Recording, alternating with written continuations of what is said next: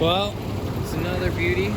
We just picked up my new frame for my new project that I decided was a good idea to build. So this is a 1975 F350 cab chassis. It's actually in pretty good shape. It's apparently, well, actually, the odometer reads 53,000 miles on the truck. But I mean, if you look at the frame, it's probably accurate mileage. The rubbers are a little cracked, but every cross member in the entire truck is fully intact, not any scaling like most of them, so that's a bonus for sure. The boss man let me use the truck to tow it, which is super nice. But yeah, so anyways, we'll go and wash that up and drop it off. Well, I lied. Apparently it's too fucking cold out to have car washes open today. So I guess that's the joys of living in the friggin' north. So anyways, I guess we'll go and drop it off at the pound and let it collect snow there, I guess, for now. And then I'll wash it when it warms up, I guess. Well, it's a couple days since I picked up the frame. All the car washes were closed because it's too cold. So I finally got a chance to run down to the car wash with the truck and want to grab some fuel for work. So I loaded the frame real quick and bring it to the car wash on the way past. But yeah, after cleaning it up, it looks really friggin' good shape. Like, really good shape. Pretty excited.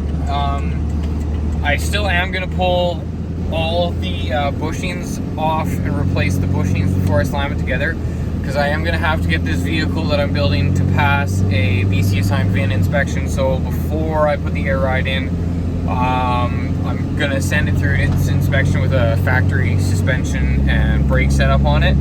And then once it's got the BC assigned VIN, then I'll pull the rear end out and put a disc brake rear end in it with a air ride, as well as air ride in the front. I'm not sure if I want to keep the twin I-beam if I go to air ride, but we'll jump that hurdle when we get there. But yeah, anyway, so I'm gonna go fuel up right now and then chat with you guys at the end of my work day.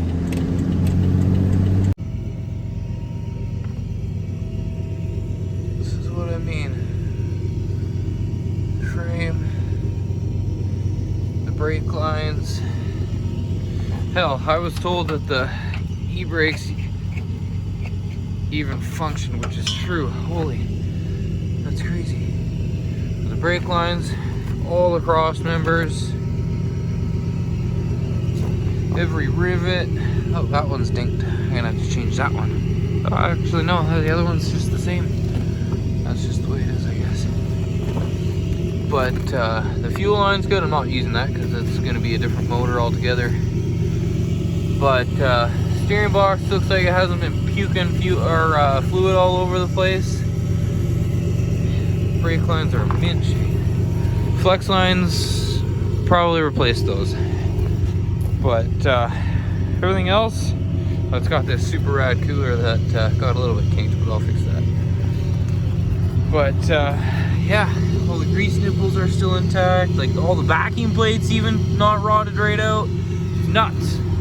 Pretty excited. Pretty fucking excited. Well, work's over for the day, so gotta go home. Well, I am home, I guess.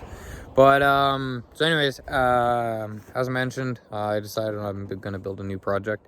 So that does mean that I did sell the army truck, or I shouldn't say I sold the army truck. I got a pending deal on the army truck. But I am building the truck. You guys are going to find out about it. I'll show the next video probably will be me pulling the motor out of the parts truck that I'm using.